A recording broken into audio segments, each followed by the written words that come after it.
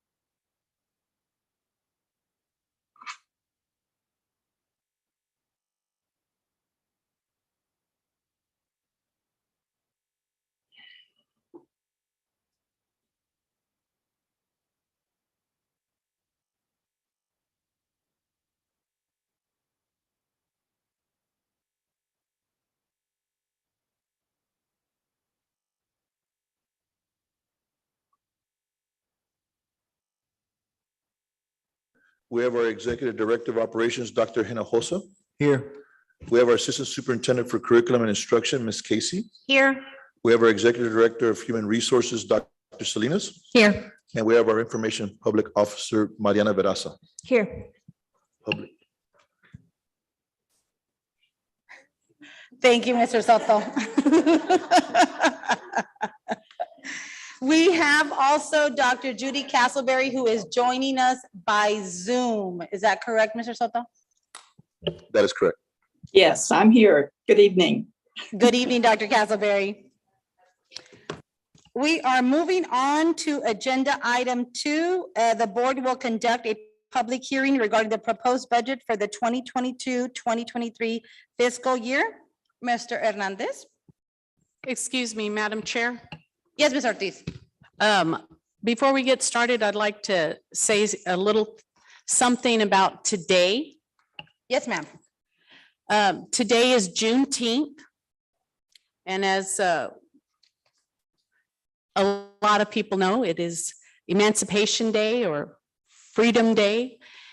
It commemorates June 19th, 1865, when federal troops arrived in Galveston, Texas, and gave word to enslaved African Americans that they were free. It was more than 2 years after the Emancipation Proclamation was signed. The holiday has been celebrated by many Black families for generations, but began to gain wider attention in 2020 after the murder of George Floyd and Breonna Taylor. It has only been a federal holiday for 1 year.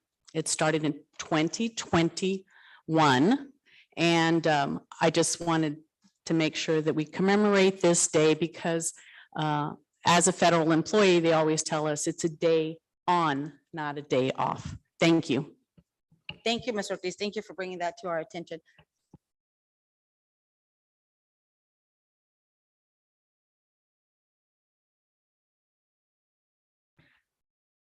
Okay, Mr. Hernandez, I think we're ready. Absolutely, ma'am. Good evening, Madam Chair, members of the board, Superintendent Soto, community. This evening, we're here to present the budget hearing for the 22-23 school year. And so as we begin this process, we'll be covering 5 areas. And as we always do, we go over our fund balance trend.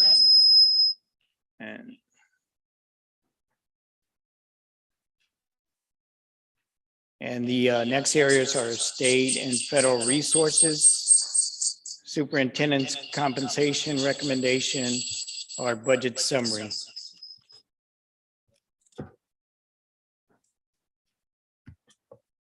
You want me to wait till?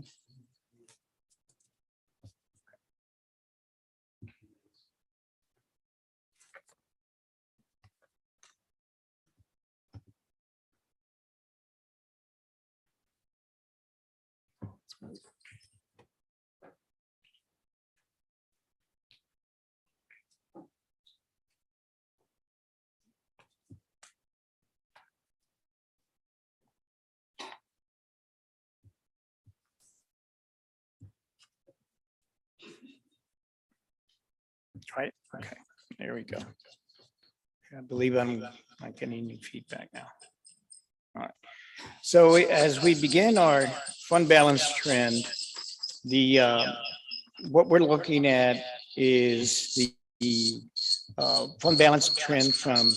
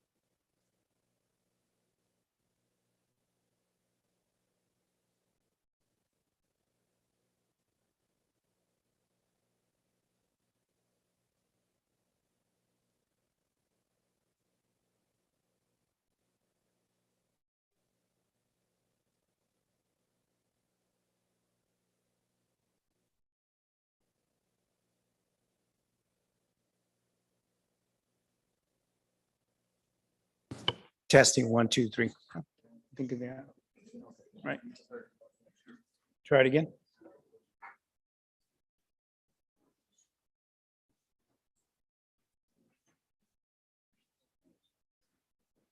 Right, testing, 1, 2, 3. Testing, 1, 2, 3.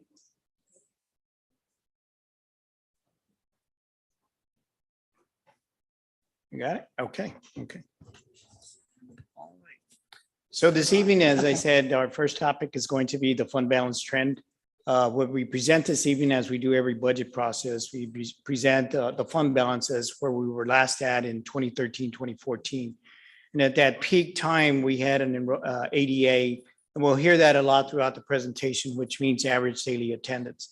You have students that enroll, but then the state actually pays you based on their attendance. And so at that time, we had an attendance of 13,921 students. So that provided a good source of funding from the state. And at that time, our fund balance that was available was at 55.3. So through the years, through the year of 18-19, before COVID hit, we had steadily begun to use the fund balance. And we do that in order to start new initiatives in the school district, try to improve programs you have currently going on. And so that always keeps the district ahead of what needs to be provided for the students. Then, of course, as we all know, 1920 was the year when COVID hit us in March. The fund balance, again, not only serves as a resource for programs and initiatives, but it also serves, as we always heard, the state use their fund balance called the rainy day fund. So then that fund balance helped us through that initial period of COVID. As COVID subsided and students returned, or we actually went to online learning in 2021, again, many school districts such as ours also witnessed a stark decline in our ADA. It went down to 10,195. So from 2013, 2014 to 2021, our student ADA went down by 3,726, or basically almost 1/3 of our student ADA. But again, the fund balance was there to help us absorb the adjustment that we received regarding our state funding. Now, the state had to hold harmless in 2021, but what was different with our school district is they reduced the amount of state funding and had school districts such as ours get it out of the federal monies that they were allotting to various school districts. And so we use that money to help offset the difference.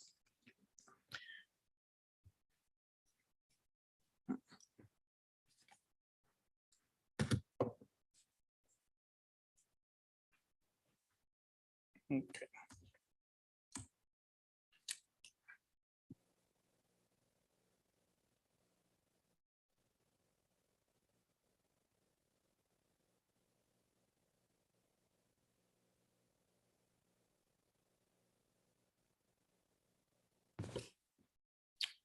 Okay.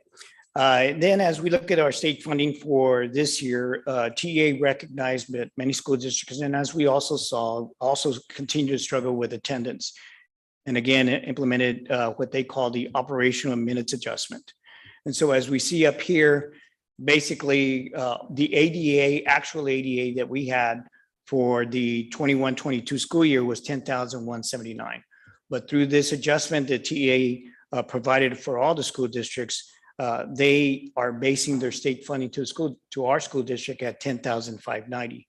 So instead of receiving only 89.4 million, we're getting an adjustment of 92.7. So saving from a reduction of 3.3 million. But keep in mind, when we developed our 21-22 budget, this was the first year where we went through that we completed going back to face.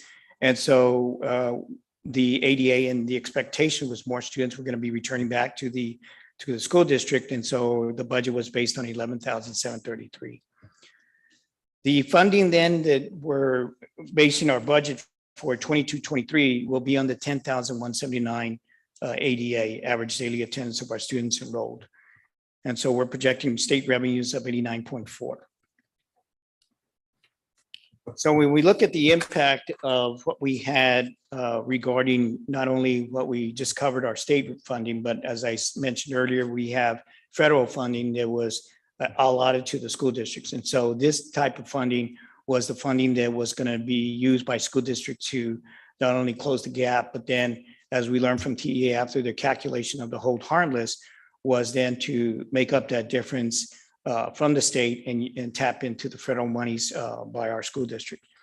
So the two main grants that we received from the state or allotments was ESSER 2 and ESSER 3.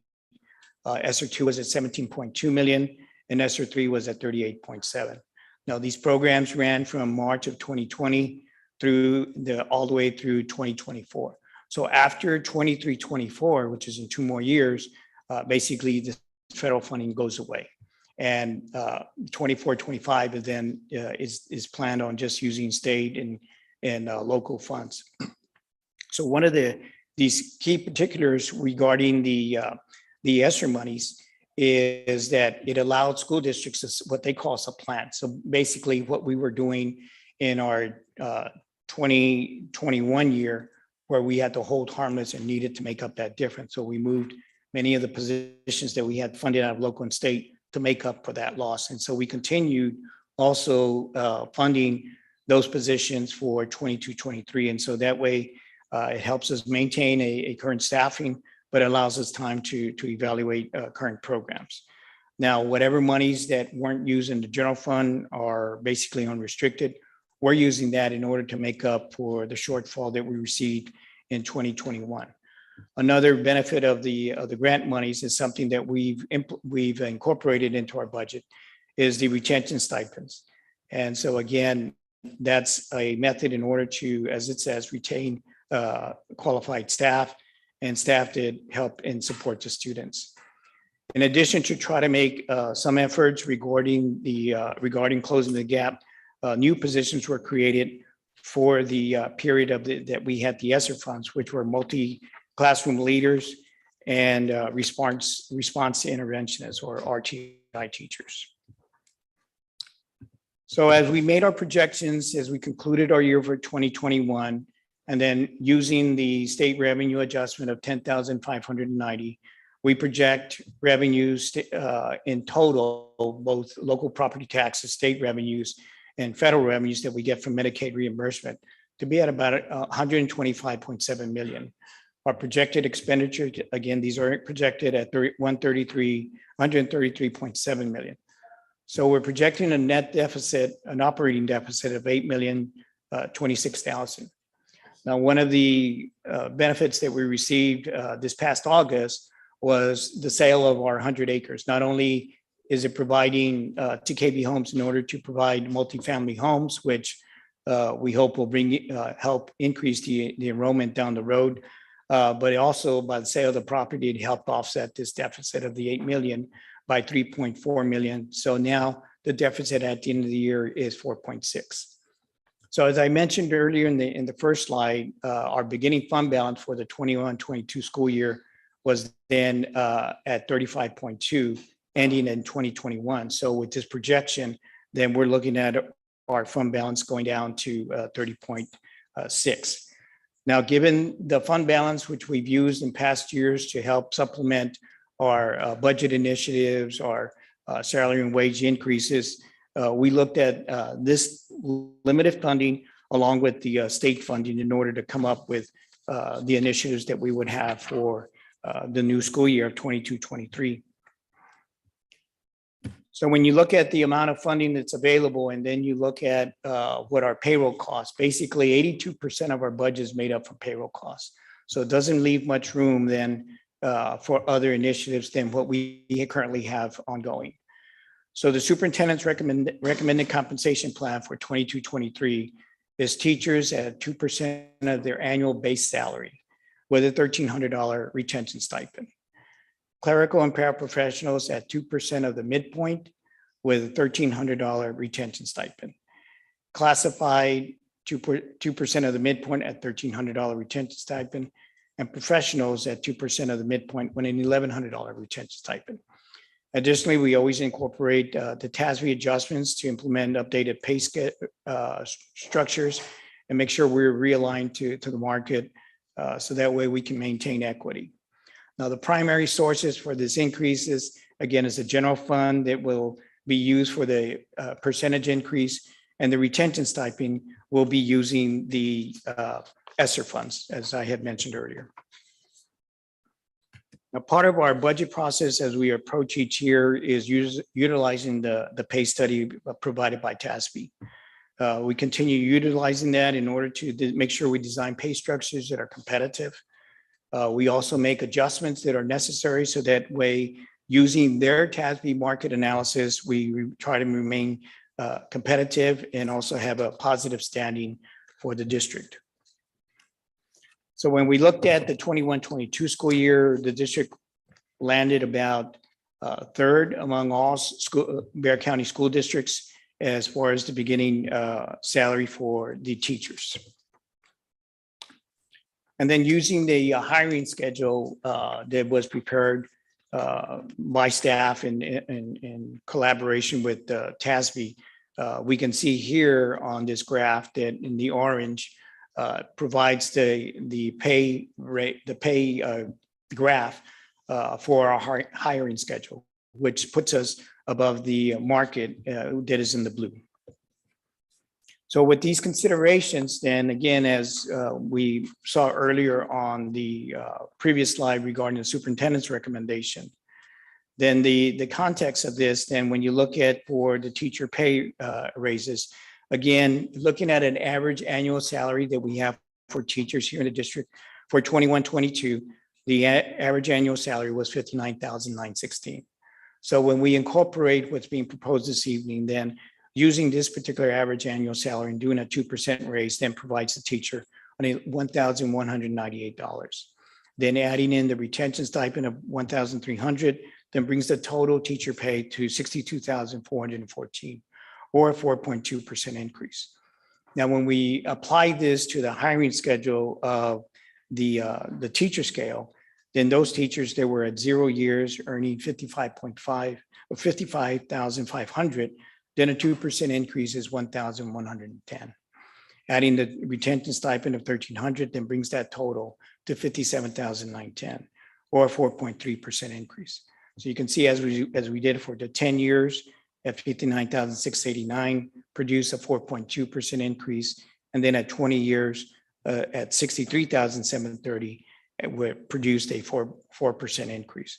Now the hiring schedule that's proposed this evening would start the teacher's salary at 56,400. So that's an increase above what it was last year, as we see here on this slide, of 55,500. For the remaining staff, then as we looked at the paraprofessionals and classified, as I mentioned earlier on previous slide, the general pay increase was 2 percentage points of the employee's midpoint pay grade.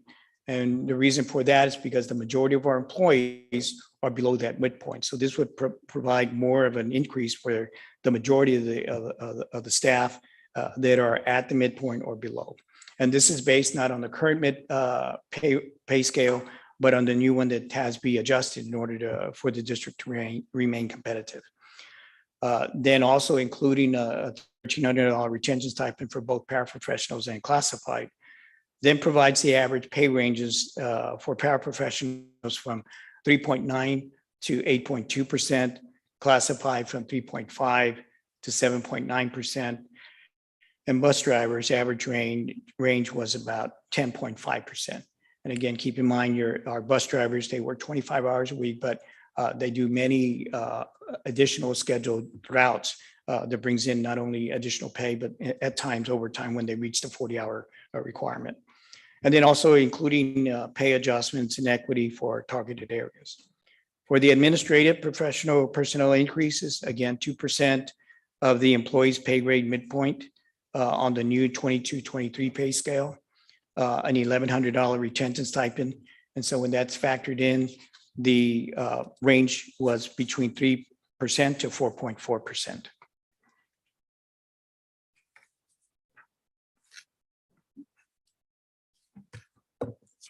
So as I mentioned earlier, again, looking at the limited state funds that we had and the amount of the rainy day fund, the fund balance that was available to the district. Also, steps were taken to align campus allocations, meaning staffing allocations, align them with the reduced campus enrollment. Again, these were vacant positions or positions where personnel resigned or retired. And so it wasn't any individual being laid off or reduced in force. So when we looked at the total amount of the campus allocations, there are 40 positions, again, aligning with the enrollment that provided an overall savings of $2.7 million. We looked at non-campus restructuring and reduction in staff, again, through attrition and vacancies, produced a $2.1 million reduction in the budget. And then we looked at our overall budget. Annually, we provide vehicles so we can keep up with the wear and tear of them. But for the 22-23 school year, we eliminated those along with small equipment purchases and other non-essential budget items, which then produced a savings of $1.4 million. Now, as the board recently approved, the district is looking into a self-insured health insurance program. We're very optimistic that it's going to help address the continued increase of the health insurance premiums to help staff meet this ongoing cost.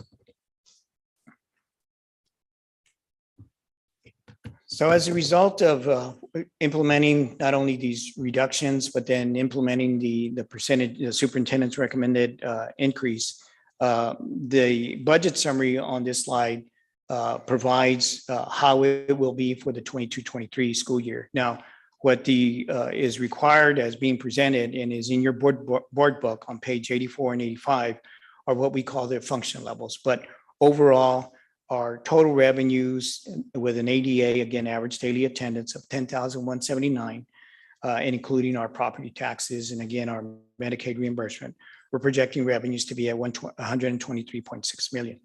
And again, as I mentioned earlier, our payroll cost is at 82%, which then is a cost of 111.2 million. We always look at our campus allotment, and again, that's being adjusted according to the enrollment to make sure our campuses have what they need to operate, not including the position payroll cost for that. That would be at 3.8 million. Department and district allotments then is at 15.7 million. Our utilities, as we know, is now at 4.5 million. And then we have our interest that we have to budget for our maintenance tax notes. Now, again, the board just at the last meeting or the meeting prior to that took steps to, when we do our bond sale, to take advantage of doing a refunding on these maintenance tax notes to try to provide some general fund budget release in regarding to the interest payments. So the total cost for that would be 135.7 million. So then a deficit that we're projecting for 22-23 at basically 12.1 million. Again, utilizing the fund balance that we're projecting at the end of 21-22 at 30.6 million, then we're looking at a fund balance, ending fund balance for 22-23 at 8.5. Now we're aware that it's below what the district would want it to be at and what TEA recommends it to be at 2.5 months, which is about 25 million. But again, as we just did with the reviewing of our budget items and looking where we can make budget reductions, that's an ongoing process that the district continues to try to address.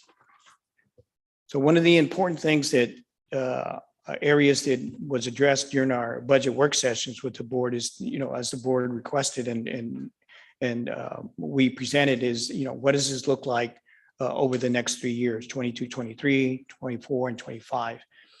And again, keep in mind, 22, 23 is the last year of this year's biennium, which means basically is the state's going to meet again coming January 2023 to determine how much funding to provide to school districts for the next biennium. And biennium means the next 2 years.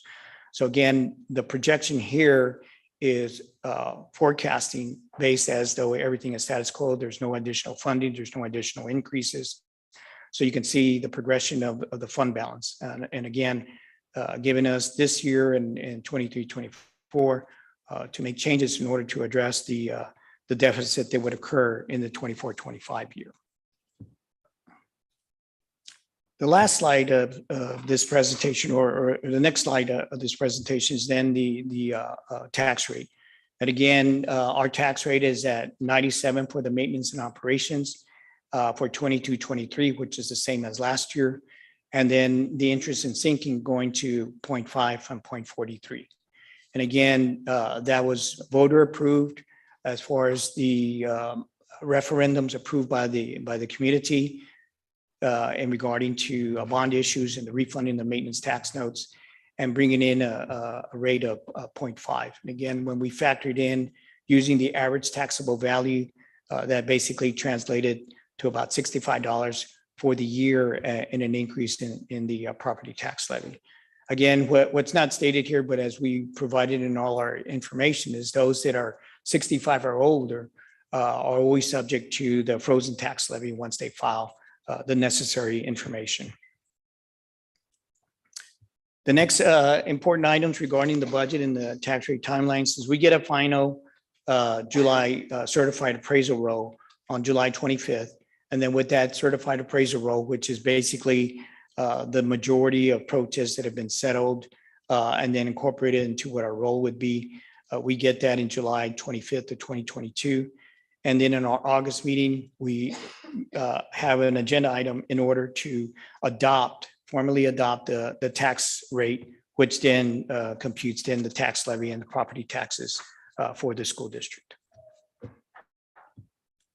Madam Chair and members of the board, Superintendent, that concludes the presentation for the budget hearing. Happy to answer any questions. As we have later on in the agenda, we have a formal item for board action regarding the budget for 22-23. Thank you, Mr. Hernandez. Are there any questions or comments with regards to this presentation that Mr. Hernandez just? Yes, Ms. Ortiz. Yes, I have a couple of questions. We're always talking about ADA. And do we have an estimate on how many registered students we have so far for the upcoming school year? I'm assuming that we pre-registered everyone that we could possibly by the end of the school year. And I want to know, do we have a number?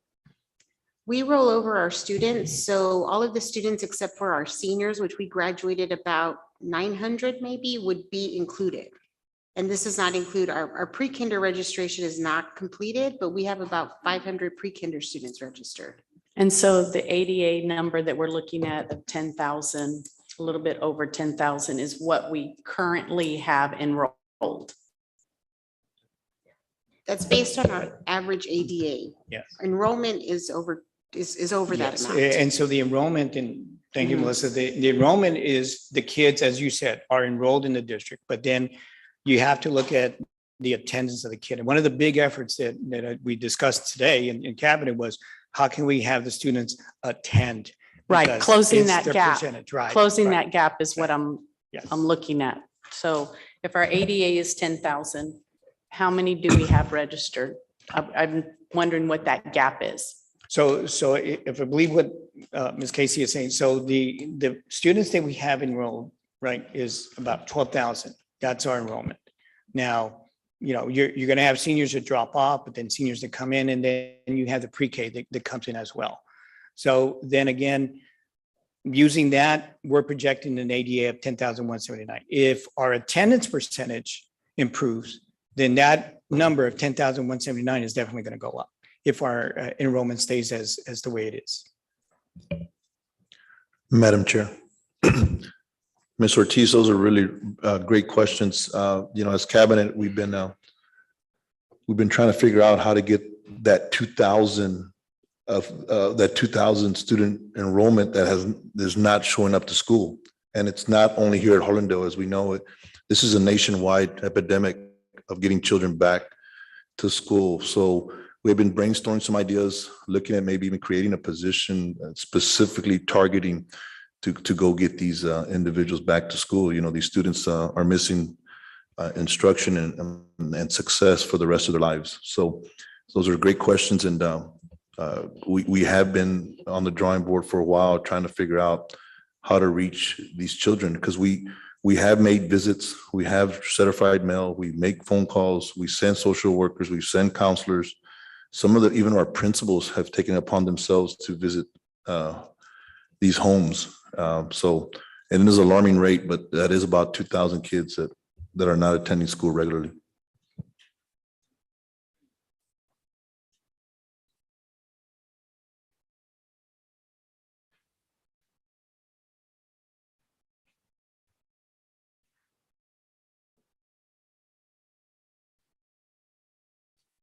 Did you have another question, Ms. Ortiz? Thank you. That's- Yes, ma'am. Any other questions or comments? Mr. Moreno? Oh, Ms. Carrillo. Yes, ma'am. Madam Chair, yes, Mr. Hernandez, do have a question in regards to the ESSER funds and new positions Ms. that y'all Carrillo. are creating. Y'all are creating for the multi-class leaders and response to intervention. How many positions are going to be created, and are they going to be per campus, or how? Just how many positions in general? Yes, ma'am. And so for clarification, when we started the 21-22 school year, that was the first year of our ESSER funds. And so in this last year, 21-22, is when we created those classroom leaders, what we call the MCL teachers and the RTI. So they've already been created. We have an RTI teacher at every elementary campus, and then an MCL teachers, either one or two at the secondary campuses. So those have already incorporated into our ESSER funding. And so we're not only making sure that we budget for those positions, but also for the positions that we've been bringing over from the general fund to try to provide some budget relief on the general fund side. Thank you, Yes, sir. ma'am, absolutely. Anybody else, any questions or comments? Yes, Manager. Go ahead, Mr. Luke. Point of information on page 5, on that shortfall of 11 million. Is that saying that was taken from the ESSER funds then? Basically, we're trying to make that up with utilizing the ESSER funds. Yes, sir. So But then- what then come out happens of is, what happened with that again is when we finished the 2021 school year, the state computed what your hold harmless should be and said that our ADA is computed to be at 11,733. But when they looked at what our actual ADA is, they reduced state fundings by that amount. And so then we had to go into the ESSER funds to try to make up for that. So in actual, that depleted the ESSER funds, right? No, because when you look at top, the ESSER amount that we're using, we have in ESSER 2 is 17.2, and then in ESSER 3, we have 38.7. So we So still have that's- those two. We still have those two, and that's where basically the shortfall that we experienced for 2021, which translated into 9 million, because again, as you know, from March through May, in 2021, you had a reduction of enrollment, but then you also had at the same time reduction of facility usage. And so the expenditures went down. The net loss was 9 million. Okay, thank you. Yes, sir. Mr. Moreno? Yes, ma'am. And I know, I just want to be clear, so I know how to proceed with my vote. And this, Mr. Hernandez, I know you guys do a great job in providing detailed information. I was kind of just reviewing from last year. Could you kind of expand or kind of explain? I know last year we had some district initiatives, I guess is that a part of the unrestricted fund balance, or is that a part of the general fund balance that we have projected here?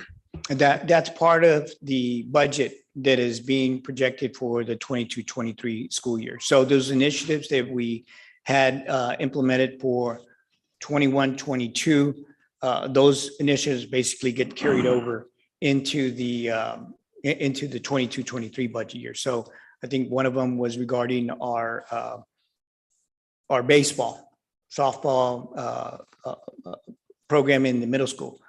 We continue to have that initiative incorporated into the budget because of the results that we get in the interest in the district. So, yeah, so that, I guess, because I was looking at the numbers, I was like, man, well, the revenue kind of stayed about the same, but is it our expenditures that have gone up? Because I guess with the new initiatives, that's reoccurring costs. Sure.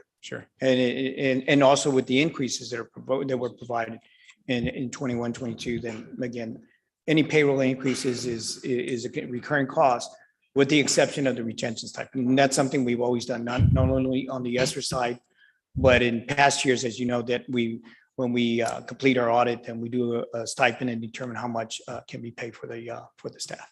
Okay, I guess, and then the other thing was, I know, I guess in last year's, there was like that fund balance. It didn't have the 25 million set aside. In the projections, it has like as if we were trying to set aside 25 million or no? So I believe if we're looking at that slide, then when you look a little bit below that, it has the 25 million. What I was doing at that time was just separating out the fund balance that was above the 25 million. So our intent has always been to try to preserve that 25. So I think when you look at it, it is separated out. So when you combine the two, it would be more. That's it, I'm sorry. So on page 20, where it has like the budgeted for the next 3 years, does that include it or no? In this case, it does, because In of that case, it would be like, oh, we're obviously negative. so we're getting, yes, if we were Okay. to not include it, then yes, it would be into a negative, but So this case, is it included or? it is included. So we're like, so 24, 25, we wouldn't have 25 million set aside. No, nor at the end of 22, 23. So That's what just wanted to be clear on, because I know last year's you presented it with it listed like that it was outside of it. It wasn't, it was with it.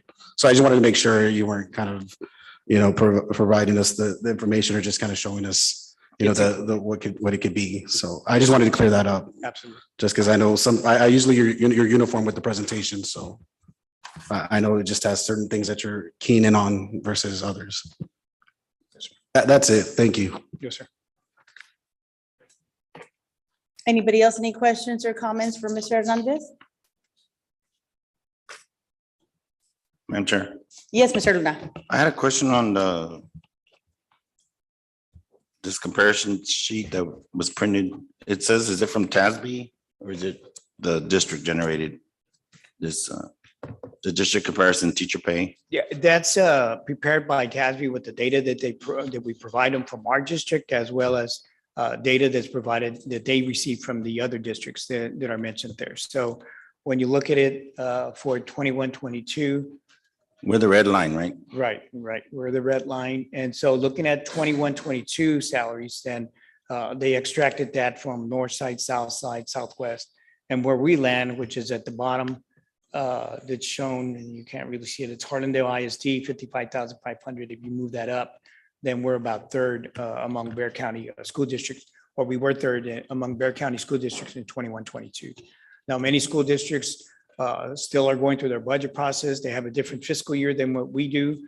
Ours is July through June. Some of the other school districts are September through August. So once we're completed with August, we'll certainly provide an update of where the district falls regarding the salaries listed here. Do you know what those asterisks mean on San Antonio ISD, South San ISD, East Central ISD? The asterisks. They didn't submit with the TASB study, so TASB had to reach out to those districts to get the numbers. Okay. So we're saying, just to clarify, so we're basically sitting like in third out of the 13 districts, right, on this chart? Yes, sir, for last year. All right. Thank you. If I may, Madam Chair, one more question or ask, please. Go ahead, Mr. Moreno. All right, just to clarify, if you want, Dr. Salinas, when it comes to it, we're starting at 57,165 for our starting pay, right? For our teacher with zero experience. Yes, sir, I believe that's accurate. And I know like Mr. What was it, Mr.? 56,400 is the starting pay. It's not going to be the 57,165, That's including the stipend. including the stipends. So what was it again, Mr. Hernandez? 56,400. And that's, well, when we say that's the starting pay, so we have a hiring schedule. And when you look at your board book, and I believe it's probably on page 80 of the board book, there's a schedule that says teacher hiring schedule. And so it has at 0 years, the starting pay will be 56,400. So the example that we gave here in this presentation is basically taking, as we said, a teacher that started with us in 21, 22 was earning 55,500. And so now their pay will go up by 2% by 1,110. And so then their pay basically is increasing to 56,610.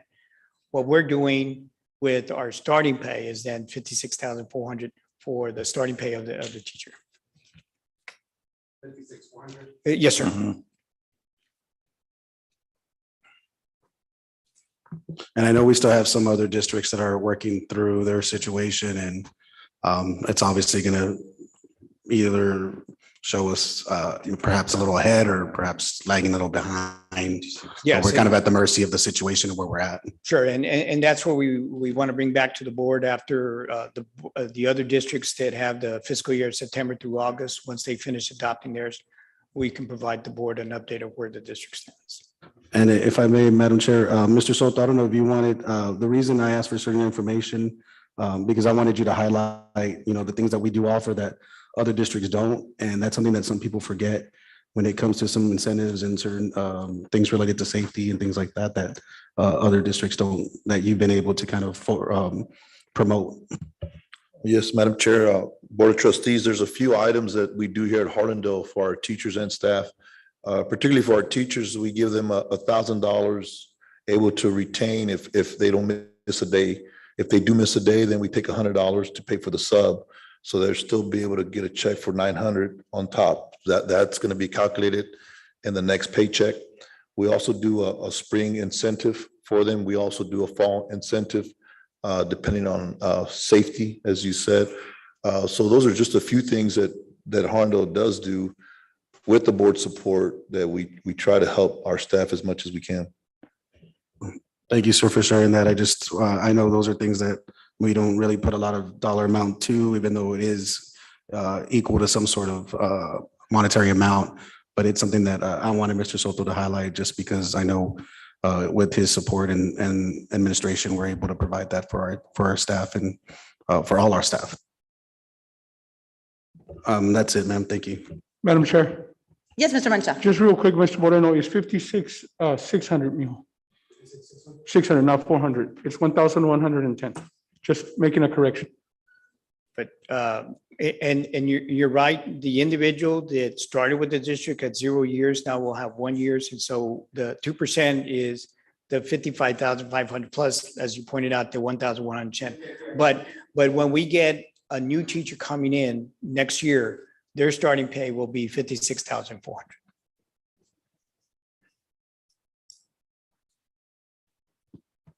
Any other questions or comments? Madam Chair, we're not going to vote on this till the budget item comes up, correct? That's correct. So we can discuss some more later. Thank you. Thank you, Mr. Hernandez.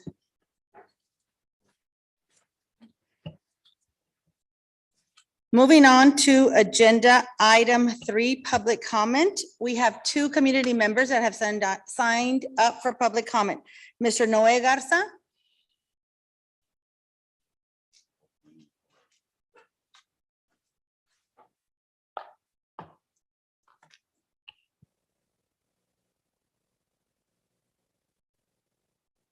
Hi, Mr. Garza. Give me 1 second, sir. You have a 3-minute maximum to speak. The topics addressed shall be limited to those specifically included on the board's agenda and or district related. You have a timer right there, Mr. Garza, for easy reference as far as how much time you have. No pressure. We're ready whenever you are, Mr. Garza. I want to thank you for allowing me to serve in Harlandale. This is my 20th year, end of my 20th year. I teach at Columbia Heights, home of the Fighting Braves. I've been there, like I said, 20 years, and I love it. I've had East Central, North Side, all these districts dangle the carrot, more money, more this, but it's not about the money, but it does help. So I believe that we have some of the hardest working people, including you guys, everybody in this room on the planet. We take a lot of pride in what we do. And so I believe, and I know you sort of have your hands strapped, because maybe we don't have sometimes the tax revenue that maybe other places do, but we still have to be creative and do what you can, because we all show up every day because we love coming to work in Harlandale. I know I do. If not, I would have fled a long time ago, because I have the best artists in the universe. I don't like to brag, right? But anyway, so really dig down in your hearts And we also have to make sure that our brothers and sisters that are not teachers also get compensated because things are tough right now. Prices are going up, you all know, for us, right? So make sure that we take care of them as well, not just ourselves. Okay, so that's it. And thank you so much for allowing me to come up here. Thank you, Mr. Garza. Thank you very much for signing up. Our next community member that signed up for public comment is Ms. Susan Salinas.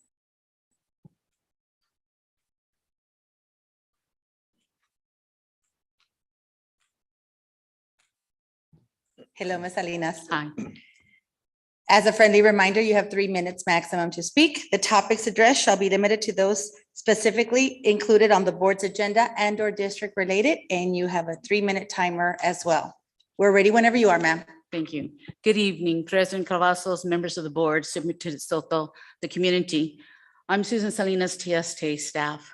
So tonight, I just want to say thank you for letting us. Miss Clifford would be here, but unfortunately she's ill, but she sends her regards. HAEA and I attended the State Board of Education hearings last week regarding charter school applications. Natalie Clifford, 3 McCullum students, and I went to testify. Mr. Moreno was already in Austin and he joined us. Usually testimonies are heard in the morning after the commissioner addresses the board, but unfortunately, this did not happen. The 5 charter applications presented first with questioning by 15 of the state board members for each charter, which happened about 2 hours per charter. So public testimony did not start until about 8:30 that night. The students, Ms. Clifford and Mr. Moreno, had other obligations and had to get back to San Antonio, but they did submit their testimony. Also, 2 other Northeast members and I stayed to the bitter end, and we did testify. Out of the 100 speakers listed, only 25 stayed and spoke. I am happy to report that the Spelgent charter was vetoed. 4 of the 5 charters were vetoed, which was good news for public education. This is one less charter school that Hardendale will have to compete for enrollment. So business is taking our kids, so we need to continue to fight that ADA battle and fight for more, not to have more charters in Hardendale. And I think the board is actually turning because we have so many in San Antonio. So besides ADA, we are asking, of course, for a 4% pay increase for all employees based on their salary and not the midpoint. And this is increases for everybody, not just teachers. It's professionals, classified, paraprofessionals, and our administration. So one thing we noticed in the presentation Mr. Hernandez was given, we always give a blanket amount, 2%. If you notice the numbers, anybody who gives their loyalty to Harlandale, and you've been here more than 15 years, your percentage raise is less than people who are brand new to this district. And if you look at the numbers who stay, more people who were here less than 5 years leave, the loyal people stay and they get less a percentage. Look at that percentage again on those slides and you'll see that. So that's why we always advocate for a different percentage per years of experience, so you reward your loyalty here in the district. The other thing we hope the district they said they're going to have a new classified and paraprofessional midpoint system. We hope they fix the issue we started with $13 at the beginning. Hopefully they went and they changed and they modified those people who were really close with the dollar amount. So we asked to do that. One last thing is we asked you to hire more mechanics, 4 mechanics servicing 120 vehicles. Thank you. Good night. Thank you, Ms. Salinas. Thank you so much for that information and for going to Austin and speaking on our behalf. Thank you very much. Moving on to agenda item 4, Ms. Mariana.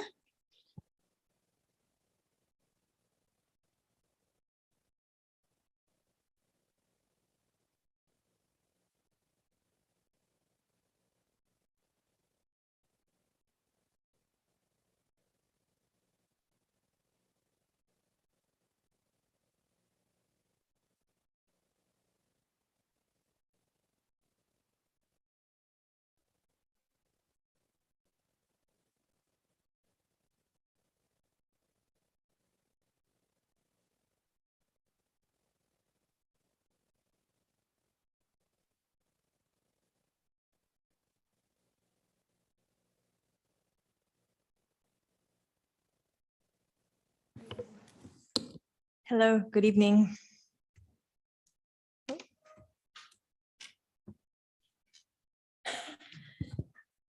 Tonight we have Ms. Maddie Espinosa. She's going to be a junior at McCollum High School, as well as Ms. Gabby Hernandez. She's going to be a senior from McCollum High School, and they're here to help us with the Pledge of Allegiance. If we can all rise.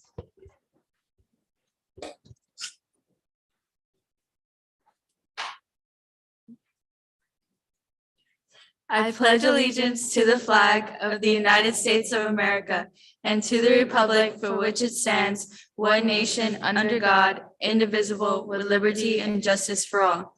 Honor the Texas flag. I pledge allegiance to thee, Texas, one state under God, one and indivisible. Thank you so much. And so tonight we have one recognition, but it's a very important one. If we can have all the board members and Mr. Soto come up, we're going to recognize our McCollum High School softball team.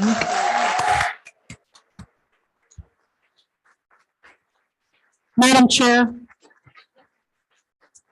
this group of special ladies deserves every second of every minute of every hour that we can give them recognition. There were 4 of them that were Scholar Athletes of the Week. And I can't tell you, not only are you doing it on the field, you're doing it in the classroom, and that, my friends, is leadership.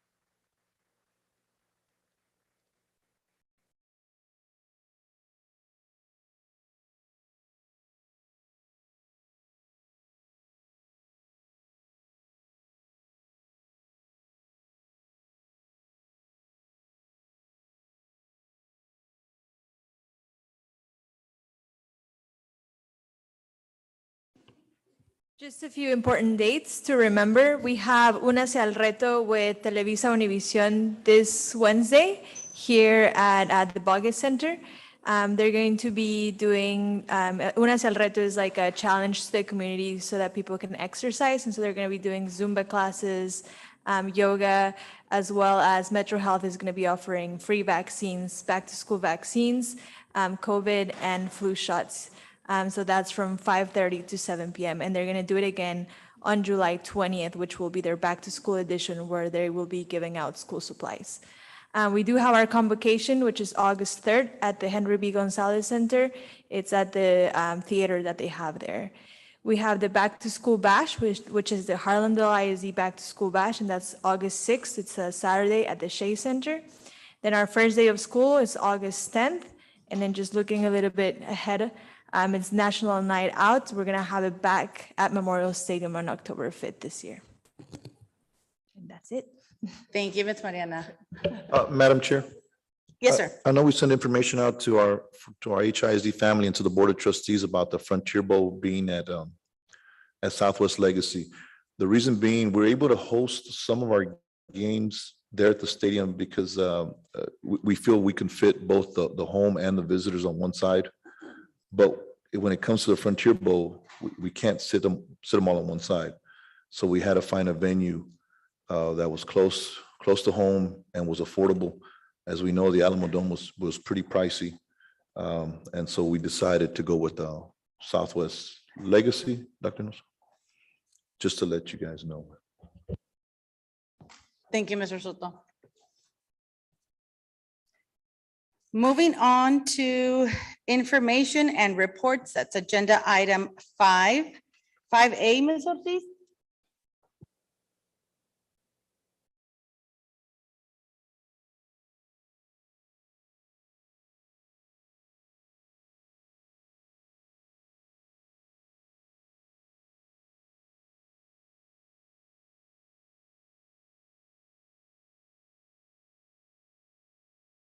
Okay, Lone Star Governance, the time use tracker.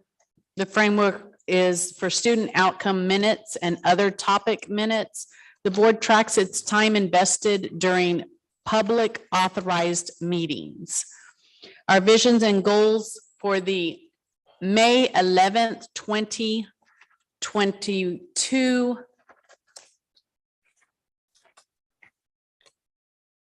meeting. We had 0 minutes on student outcome minutes, and other topic minutes were 0.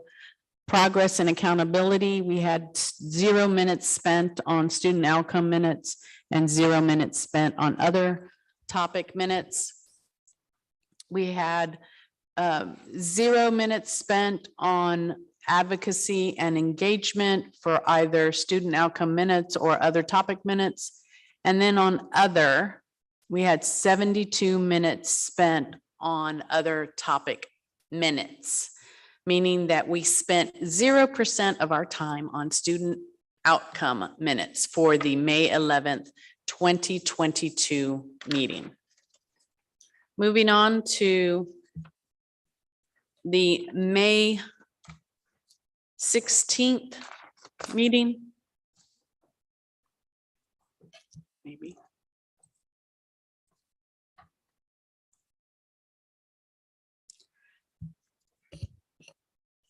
Vision and goals, student outcome minutes, we spent 36 minutes setting student outcome goals and receiving, discussing, and voting on student outcome goals, monitoring reports according to the monitoring calendar. We also spent 3 minutes setting constraints or theories of action, or minutes receiving, discussing, and voting on constraint monitoring reports according to the monitoring calendar.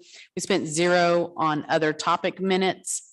On systems and processes, we spent 13 minutes on other topics, discussing, debating, and voting on items removed from or on the consent agenda.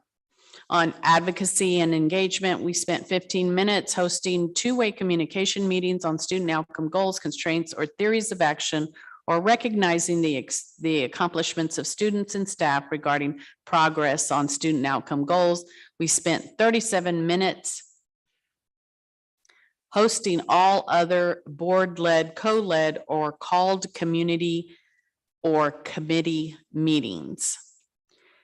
And then we spent 25 minutes on any time spent on an activity that does not meet the conditions listed above. We had a total of 50 minutes spent on student outcome and a total of 75 minutes spent on other topics, giving us 66% of student outcome minutes were spent on in the May 16th, 2022 meeting. Moving on to the last time use tracker that we have available for the May 26th, 2022 meeting. The visions and goals, we had 0 minutes spent on student outcome minutes and 0 spent on other topic minutes. We had progress and accountability, 0 and 0. Systems and processes, We had 0 advocacy and engagement, 0 minutes spent on student outcome minutes, and 0 spent on other topics.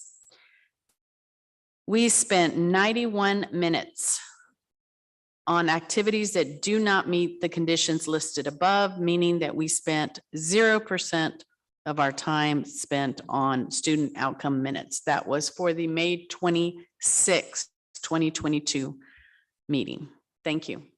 Thank you, Ms. Ortiz. I do want to point out, May 11th was a work session. So that staff and cabinet presented to us the work session for the regular board meeting agenda. On May 16th, although it seems we did not spend minutes on student outcome, we did indeed recognize students for their achievements throughout this school year. And we had a lot of kids thriving and being successful in our campuses. So we did take those minutes to that. Unfortunately, they count against us, but that's okay. We'll take the hit. We want to recognize our students' hard work, the coaches' hard work, and the teachers' hard work. Their dedication deserves recognition. And if that means that at occasions, some meetings, we will have 0 outcome of students, or student outcome is 0 minutes, that's okay. We are recognizing the students as we should. On May 26th, it was a budget work session. So again, it was presentation by cabinet and staff preparing us for today's meeting. You wonder how come some meetings we don't have any minutes for student outcome. That's my little tidbit as to why sometimes. Thank you, Ms. Ortiz. Moving on to agenda item 5B, Mr. Moreno. Sure, and I just want to say thank you, Madam Chair, for clarifying that, because that's something I think we all echo every month, or every time we have to assess. But continuing on, I'm going to be able to read Board Constraint 1. As I reflect on my leadership as a board member and my Lone Star governance training, I, Ricardo Moreno, am going on record as abiding by Board Constraint number 1. In my behavior and actions this past month, I have not performed or appeared to perform the duties of the superintendent, and I continue to focus on student outcomes and not adult outcomes. Thank you. Thank you, Mr. Moreno. Thank you very much. Moving on to agenda item 5C, Mr. Soto. Yes, Madam Chair, Board of Trustees, at this time, I'd like to invite Mr. Ronnie Cantu and Nora Lugo up for presentation.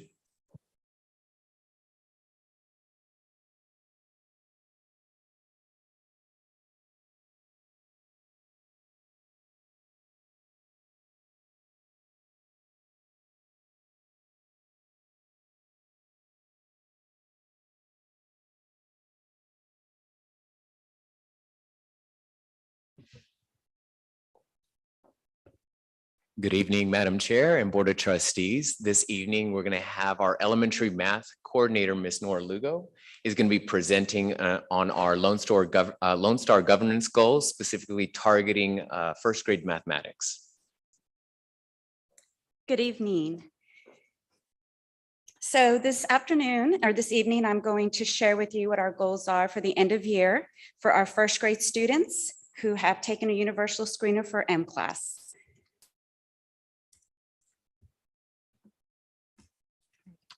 So the goal was for a percentage of our students to achieve benchmark level overall at the end of year using our universal screener Amplify to increase from 51% to 60% by June 2022. So it was an increase from last year, summer. We rank our students, or our students are scored based off of 3 different categories: intensive, strategic, or benchmark. And green benchmark is our goal of her wanting our students to perform at the end of the year, or actually throughout the year. That's our goal. So the graph you see here is the baseline graph where we first started setting the goal back in 2018, 2019. This was pre-COVID. So this is where we set the goal of 51%. So at the beginning of the year, back in 2018, 2019, we were at 27. And as the year went on, we moved up to 38% of our benchmark green. And that landed us at our 51% at the end of the year, which created our benchmark. So now this year, 2021, 2022, the graph you see here has our beginning, middle, and end of year data. So back in October, I presented the beginning of year data, and we were sitting at 18% of our students meeting that benchmark goal of green. In the middle of year, we had an increase of 30% of our students, and not only in green, but you also see our intensive students, the ones in red, is also decreasing at the beginning of year. And at the end of the year, we're sitting at 41% of our students at benchmark, but we're also seeing that our red intensive decreased to 18%. So just by looking at the graph, you see that there is growth happening throughout the school year this year. And the benchmark is 60%. What this graph here shows you is just where we were at the end of the year, 2018, 2019. So as I mentioned in a previous slide, we were at 51%, which created our benchmark. We did not have 2019, 2020 data due to COVID. And then last year, we ended the year at 33%. So we did see that decline happen just because of the online and students learning virtually. We did see that dip. And then we ended this year with that 41%. So we again got to see that increase within our green benchmark, and we're seeing that decrease with our intensive students. So this gives you the 3 years starting from our baseline to where we are currently. The last 2 slides are going to show specific measures that we've been focusing on, specifically because of the alignment to algebra. So our students are tested with the measure of missing number. So with this test, the students are tested on finding numerical patterns. So you can see on the top right-hand side, it gives different examples of how students are finding those numerical patterns. And so with this measure alone, when we were back in 18-19, our students were scoring 58%, which was higher than that benchmark of 51. Then the year of COVID, we have no data. And then last year, we did see a decrease in 36% at our benchmark. And this year, we did increase to 44%. And then our last measure that we are reporting on is our quantity discrimination. And so this is where students are having to determine which number has a greater value or lesser value, depending on the question. And so going back to 2018, we were at 69%. So we definitely had a huge increase. We were at that benchmark, more than 51%. We saw our dip in last year at 44%, and this year we did meet, or almost close to meeting, that 60%. We ended up at 57% of our students at benchmark. But even looking at this category and this measure, our goal is not only to increase our benchmark, but it's also to decrease our intensive students, which is in the red. And so from the previous slides, you see that as our green is growing, our red is also decreasing. And so that is the data and report for this evening. So thank you. Thank you, Ms. Lugo. Any questions or comments for Ms. Lugo? Yes, Mr. Luna. I have a few, but what is the ending result? Which slide is that? I'm trying to find them here. Did we reach the goal or not? I don't So understand. we were so for this year, our ending result was at 41%. We did not, because this year we're supposed to meet at 60%. All right. So I guess my finishing questions would be, which circumstances surrounded the data for the struggling and excelling students to be successful? And how will the data inform the next steps in our improvement? We need a lot of improvement, I think. Oh, definitely. And I think one of the things that we implemented last year or this year, one of the goals was to train our RTI teachers, specifically in math. So we spent a lot of time this year providing professional development, specifically in these categories that students are tested, so that when the teachers are supporting instruction, whether in the classroom or pulling small group, our RTI teachers also have that knowledge and content knowledge to provide that support. And how do you know this is working? How What do I- data do you have? From here, Do you have not like only do da- we. Do you have like a weekly assessments or? So we do have unit assessments. We also, which also give us other data besides the universal screener. And so we do have a data tracker that does show unit by unit certain standards that we are tracking to see growth. All right, thank you. You're welcome. Any other questions or comments from Ms. Lugo? Yes, Madam Chair. Yes, Mr. Moreno. And I guess it was kind of piggybacking off what Mr. Lunas mentioned, but Ms. Lugo, if you can kind of just maybe elaborate, kind of give us a full scope, it might help us understand, because I know we're talking about first graders that are probably behind with certain deficiencies. What obstacles were they? I mean, because I know when I'm talking to my counterparts or some of my colleagues, hey, I'm teaching this kid how to just be able to learn how to work in a center. I'm Right. teaching this kid how to just be able to sit down. I'm able to teach, because a lot of these kids have not worked with other children in 2-3 years. And then also I know, just like everything else, attendance is an issue.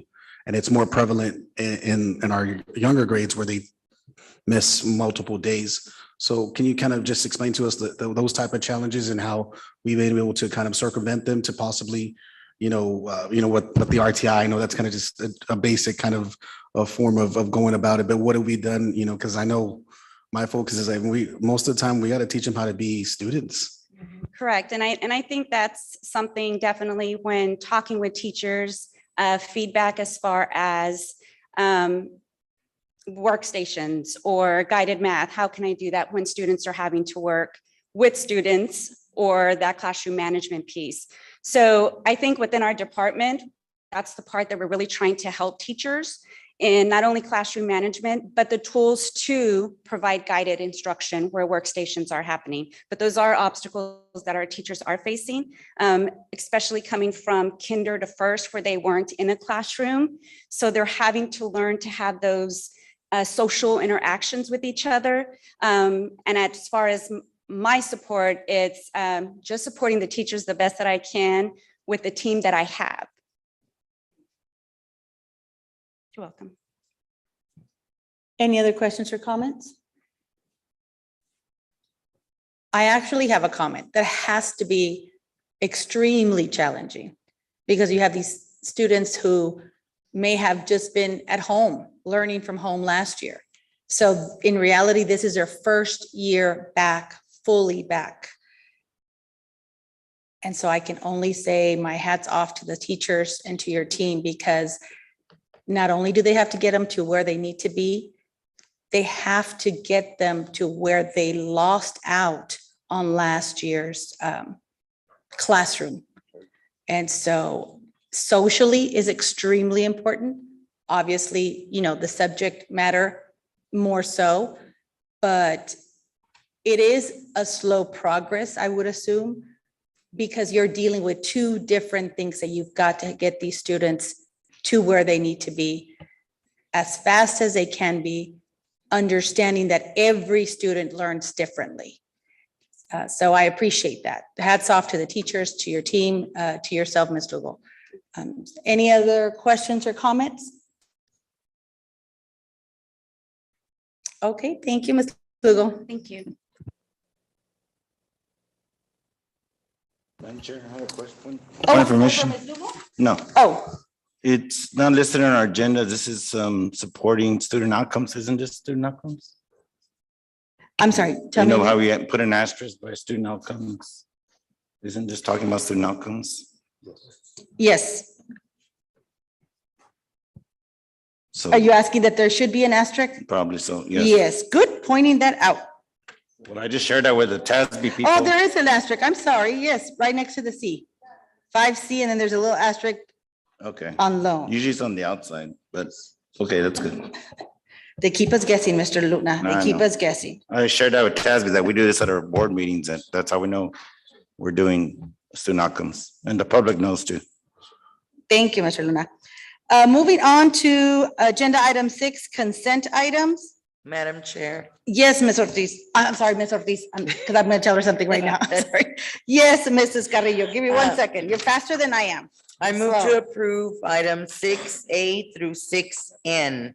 That is 6A, 6B, 6C, 6D, 6E, 6F, 6G, 6H, 6I, 6J, 6K, 6L, 6M, and 6N. Thank you, Ms. Carrillo. Is there a second on Ms. Carrillo's motion? I'll second that. Thank you, Ms. Limon. Any discussion, or can I move forward with a vote? I'm moving forward with a vote then. Ms. Ortiz, yea or nay on agenda item 6A through 6M? Yes. Thank you. Mr. Mancha? Yay. Thank you, sir. Ms. Limon? Yay. Thank you. Ms. Carrillo? Yay. Thank you. Mr. Moreno? Yay, ma'am. Mr. Luna? Yay. And myself, yay. So agenda items 6A, B, C, D, E, F, G, H, I, J, K, L, and M pass. They all pass. Agenda item, oh, I'm sorry, an N. I said M, right?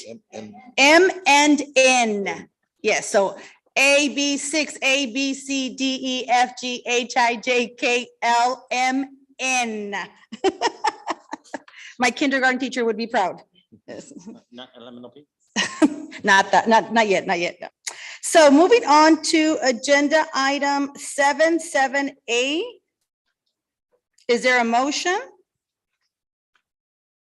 Madam Chair, Yes, Mr. Luna. I would like to make a motion that I move to suspend our limit of 3 minutes of our board operating policies to 7 minutes on this item. You want more discussion on agenda item 7A, which is a proposed budget for 2022 and 2023? Mr. Luna, is that correct? Yes, ma'am. And your motion is to, Suspend our time limits on the, under the board policy, board operating policies of 3 minutes to 7 minutes. is there a second on Mr. Luna's motion? I guess I'll second for the vote. Do we need discussion, or can I move to the vote? I'm going to discuss the rationale behind this is that with more discussion, I think we get more questions. And then this is also one of the most important votes we have of the year. So I feel we need more time because it's going to affect all our staff, all our district, all our community. That's why I'm going to make it official. Okay, let's take the vote on whether or not to suspend the 3-minute board operating procedure. Ms. Cavazos, may I comment? Yes, I'm sorry, Dr. Castleberry. Yes, ma'am.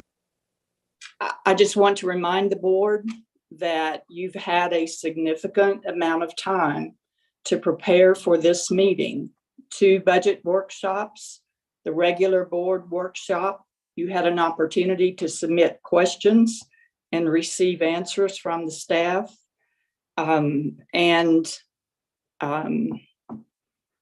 It seems that you've had adequate time to explore this item. I'll just leave it at that comment. Thank you, Dr. Castleberry. Thank you. Madam Chair, Yes, Mr. Luna. I move to rescind my motion. We need a second on that. I'll second it.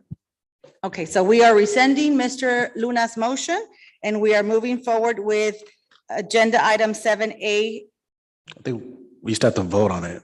Oh, we have to vote on it. I'm sorry.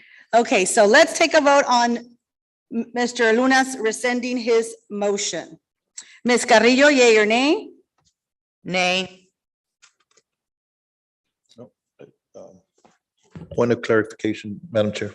He wants to pull the motion that he made. You're saying nay? Yes.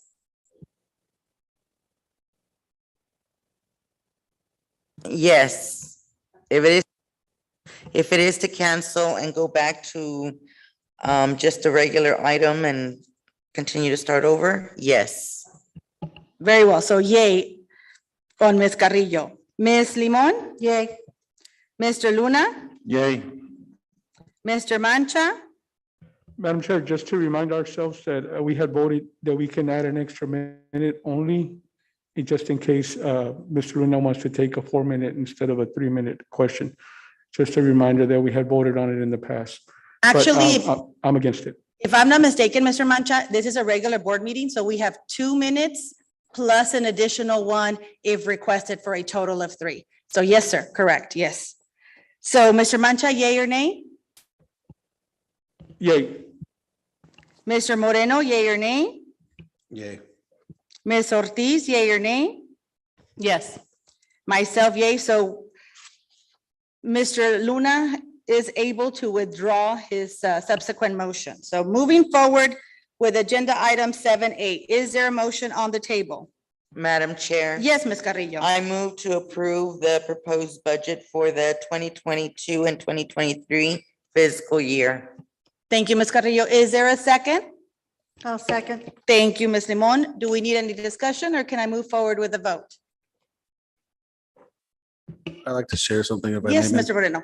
Yeah, so just kind of going forward real quick, guys, I know we're kind of within the constraints of what we have, but we certainly are hoping and I'm sure we can trust in Mr. Soto and being able to be innovative, just as he's been throughout the last couple of years of finding opportunities to continue to fairly compensate our staff. I know with this here, we're kind of beholden to a situation, but I do guarantee that Mr. Soto's going to do his best to make sure that going forward, we are going to do right by our staff and support you guys. Hopefully maybe at a later point this year or potentially maybe sometime in the next coming year. I do want to, say thank you to Mr. Soto for continuously trying to do outside the box measures and also being able to provide support to our staff, even in times during COVID when nobody else was providing anything for their staff. And so I know right now it's a little hiccup, but I'm going to guarantee you that at some point we are going to be able to revisit and work for some type of better solution for our staff. Thank you. Thank you, Mr. Moreno. Anybody else? Ms. Ortiz? Yes. Before I vote, I would just like to mention that I'm hoping that we get a quarterly report on our financial situation. I also would like to see what measures we're doing to close the gap between registered students and ADA. And lastly, Dr. Salinas, we went to, I know I went to training, and the superintendent of the school district that did the self-funded health care said that they were, one, able to attract more qualified teachers to the district by providing, they did not have a health insurance increase for 3 years, which meant their raises really meant something. And so I am lighting a candle every night in the hope that you will have success and then some. Thank you. Anybody else? I just wanted to say that Mr. Soto and staff, every year they come out and they work their magic. And they do what they think they can do to keep this district functioning and thriving, without forgetting that it's the teachers and the staff that are the warriors. We asked you to do a lot. You have been there and you have proved what excellent teachers and staff we have here at Harlandale ISD. What I don't want is for us to be in a year or two, have to tell some of those warrior teachers and staff, we spent more than we should have, and now you don't have a job. This may not be the ideal that we all want, but it certainly is what is on hand. Mr. Soto and his staff have always, always gone beyond to get creative. And I appreciate that. You know, in a meeting or two ago, I asked Mr. Soto, realistically, you know, is a raise an option? And Mr. Soto, correct me if I'm wrong, you said the numbers don't look good, ma'am. Realistically, we shouldn't give anybody a raise.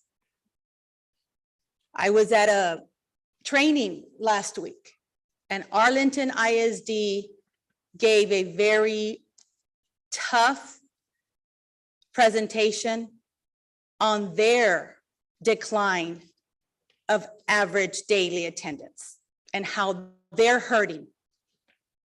I realize it's not just Harlandale, it's everybody. And I just want to say thank you, Mr. Soto. Thank you, teachers and staff. Any other questions or comments? Okay, Madam yes, Chair. Mr. Luna, yes, sir. I was trying to look at, see what was the end for the stipend for the bilingual teachers, do you know? Dr. Salinas? I'll get it for you in just a minute. While she gets it, I was just, I do admire y'all's work. I mean, like I told Mr. Soto most of the time, I say, I don't envy your job at all, because I could just manage kids. Now he's managing kids and adults and the community. But I think like Ms. Cavazos says, we are in a somewhat dire situation, and we'll see what the future brings. But I do want to look at my significant other is really always real positive person. She says, look at the benefits. I think you can look at the chart. We're still in the top, one of the top districts and salaries. Like she said, Mr. Soto provides the benefits and those little trinkets and things for the incentives for our staff. And hopefully we can generate and get other things for our students and maybe monitor. One thing I was going to suggest was the way I would teach my college students is they would earn points along the way. They wouldn't have to get so many, I would tell them, you get this many points, you get this grade. So maybe if we structure it that way so that when if they're at school, they earn the $100. Because it feels kind of negative, then they feel like, oh, I lost $100. So that the mindset, that's something we can try to do with incentives and other things. But I do think we're trying to we are providing the best we can this time. So thank you. Did you get the final amount? Yes, sir. Bilingual teacher, elementary is 2,000, bilingual ESL teacher, middle school is 2,000 as well. So I think with a 2% and 2,000 already, I think we're still be very competitive. I know SAISD was going for 3,000 and they are recruiting our teachers as we speak. So I think I can tell my fellow colleagues that we are taking care of them and we are looking out for them as best we can. Thank you. Thank you, Mr. Luna. Any other comments or questions? Okay, I'm going to move on with the vote. Mr. Moreno, yay or nay on agenda item 7A? Yeah, ma'am. Ms. Limon, yay or nay? Yay. Ms. Ortiz, yay or nay? Yay. Mr. Mancha, yay or nay? Yay, ma'am. Ms. Carrillo, yay or nay? Yay. Mr. Luna, yay or nay? Yay. And myself, yay. Agenda item 7A passes. Moving on to agenda item 7B. This is consider and take possible action on the board Lone Star Governance quarterly self-evaluation. So every quarter, we evaluate ourselves as a board as to what we're doing, what we're not doing, what do we keep doing that's good, and staying focused, staying in our lanes, and focusing on only student success in our district. So for vision and goals 1, the board has adopted student outcome goals. We are at meets focus. All board members and the superintendent agree that the student outcome goals 1 will challenge the organization, 2 require adult behavior change, 3 are influenceable by the superintendent. 4 are the superintendent's first priority for resource allocation. The board relied on a root cause analysis, comprehensive student needs assessment, or a similar research-based tool to inform the identification and prioritization, oh my gosh, of all student outcome goals. So we are at 12.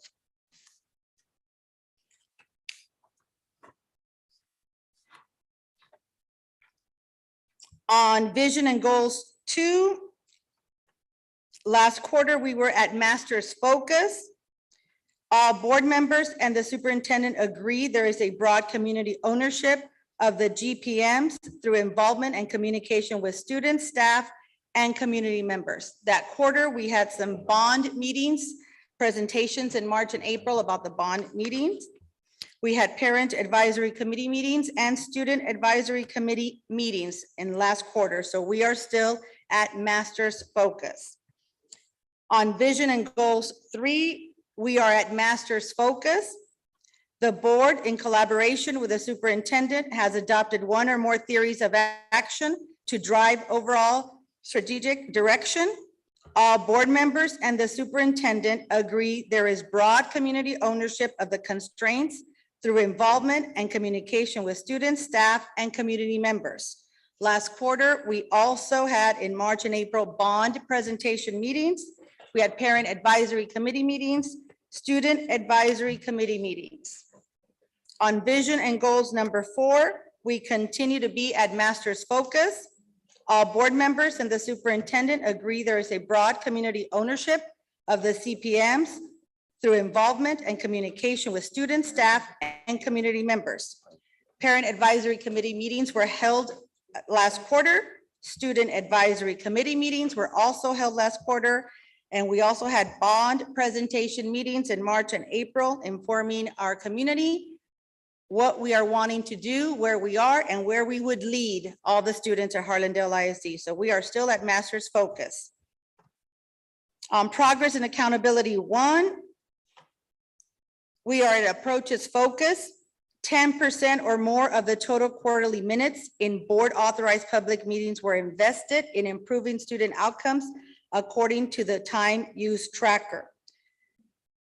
And like I said earlier, we may not always be focusing our percentage or largest percentage on student outcome, but we certainly at every meeting recognize our students' achievements, the teachers, and their coaches. Yes, Mr. Luna.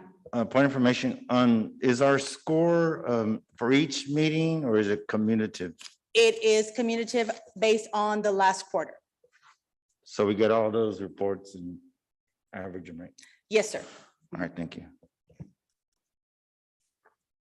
Progress and accountability, we are still at number 4, approaches focus. On progress and accountability 2, we are still at approaches focus. The board performs self-evaluation using the LSG integrity instrument. Performed a self-evaluation no more than 45 days prior to the most recent superintendent's evaluation, and evaluates the superintendent in part on the results and progress toward the student outcome, goals, and constraints using information within monitoring reports according to the monitoring calendar. On system and processes, we are at meets focus. Board authorized public meetings in the last quarter did not exceed an average of 4 meetings per month, an average of 3 hours per meeting, an average of 5 other topics per meeting. The board has reviewed its existing local policies and only adopted local policies pertaining to board work. On advocacy and engagement, we are at preparing to focus. The board has a 2-way communication system in place where the board members at least once per year listen for and discuss the vision and values of their students, and listen for and discuss the vision and values of their staff and community members. On synergy and teamwork, we are at meets focus. the board maintained an average attendance of 80% or higher throughout all regularly scheduled board meetings over the previous 3 months. Agrees that all members have adhered to all policies governing board operating procedures. Agrees that every member has completed all statutorily required trainings. And rather than the superintendent led the completion of Lone Star governance tasks. So last quarter, for Vision and Goals 1, we were at 15. We are currently at 12. Vision and Goals 2, we were at 15 last quarter. This quarter, we remain at 15. Vision and Goals 3, last quarter, we were at 10. We continue to be at 10. Vision and Goals 4, last quarter, we were at 5. We continue to be at 5. Progress and Accountability 1, last quarter was 12. This quarter, we are at 4. Progress and Accountability 2, last quarter, we were at 2. This quarter, we are at 2. System and Process, last quarter, we were at 12. We remain at 12 this quarter. Advocacy and Engagement, we were at 1 last quarter. We remain at 1 this quarter.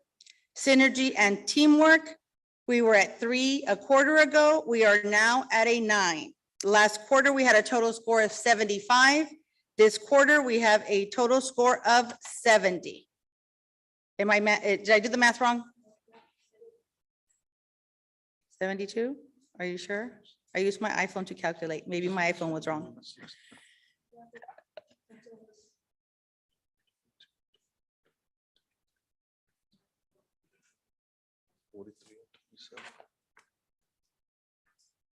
Let's see who's faster. Is it 70? I have 70. I have 70. iPhone was correct. My calculator was correct. 70. No, She fills them in. they're not because I fill them in. So the numbers you have are from the last quarter, and then I get the information and we calculate for this quarter. You will have them next regular board meeting, correct, Patty? Yes, ma'am. Everybody will get a copy of that, probably in HH. Uh-huh. So is there a motion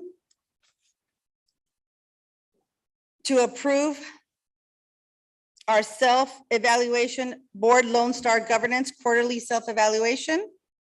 Madam Chair. Yes, may Mr. Moreno. Just to clarify, what was the total number again, if you don't mind? I'm sorry. 7-0. This Okay. quarter, we're at 7-0. I guess before I make the motion to accept, again, I think 2 components of it is really based off of time. And to me, that's kind of difficult to digest, but it is something that maybe we need to review just to not necessarily on us, but more so, like I said, it's a combination of us in conjunction with the staff to make sure that, you know, we're able to follow through on the timing. But I know it's something even Ms. McAnally even reached out to me through text and said that's something that I know I mentioned when, maybe not the last time, but the previous time she was here, that, hey, this is something that perhaps TA needs to review when it comes to the instrument, because it is difficult to navigate through that based on that. As it was mentioned earlier, went to a state board of education meeting and it was 9 hours long. So it just kind of tells you how things are run, especially when it's the commissioner that's over, you know, works with that group. So it tells me something we need to really maybe consider that, or maybe look at how the instrument is effective and efficient for us. But I'm going to go ahead and make the motion to approve as presented by our board president. Thank you, Mr. Moreno. I'll second. Mr. Luna will second. And before I go to the vote, good point, Mr. Moreno. We can revisit this and see if this is the best use of our time. Maybe there is something else that we can use to better keep track of where we are going, where we're heading, and how well we're doing as a board and as a district. I am going to move forward with the vote. Ms. Limon, yea or nay to approve agenda item 7B? Yay. Mr. Mancha, yea or nay? Yay. Ms. Carrillo, yea or nay? Yay. Mr. Luna, yea or nay? Yay. Mr. Moreno, yea or nay? Yay, ma'am. Ms. Ortiz, yea or nay? Yay. And myself, yay. So agenda item 7B passes. Madam Chair, Yes, Mr. Moreno. if I may, can I go ahead and move to convene in closed session? Yes, sir. As I will listed. second your motion and I will take the vote. Ms. Ortiz, yay or nay to convene in closed Yes. session? Mr. Luna, yay or nay? Yay. Ms. Carrillo, yay or nay? Yay. Ms. Limon, yay or nay? Yay. Mr. Mancha, yay or nay? Yay. Mr. Moreno, yay or nay? Yay, ma'am. And myself, yay. We are going to convene in closed session as authorized by the Texas Government Code, Chapter 551, Sections 551.071 through 551.084. It is 7:59.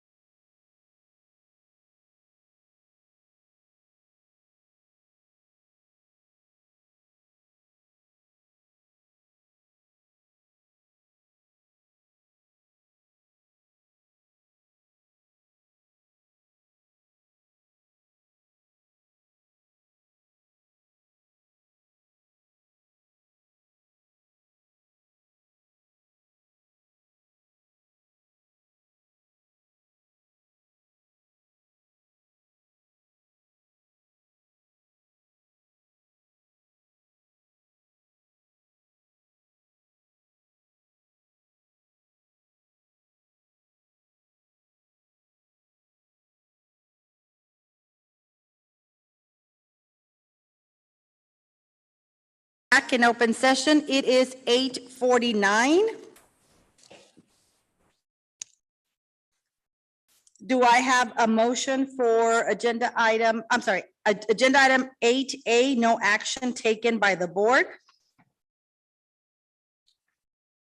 Agenda item 8B, is there a motion? No action taken?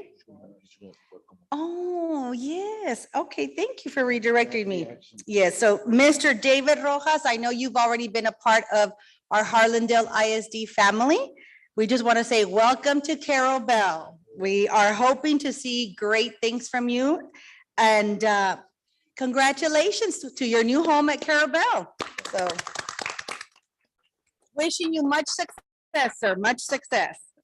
Agenda item 8C, also no action taken at this time, but Mr. Moreno, did you want to say a welcome? Sure, we can have, I think as people are aware, Ms. Demetra Sands is going to be our principal here at STEM, and we're very excited to have her here leading our Rattlers, and we know that she's going to do great things, and I think Mr. Soto and his team did a great job in filling the gaps for the two positions that were available. Welcome to the Harlandale family, Ms. Sands. Welcome to the Harlandale family. Agenda item 8D, no action taken at this time. Madam Chair. Yes, Ms. Carrillo, give me one. Go ahead. Go ahead with your motion. Go ahead. I move to adjourn. I'll second that. Mr. Luna, did you want to say anything? Oh, before adjourn, I'm just gonna say, happy summer, we're here. I'm gonna take a few days off.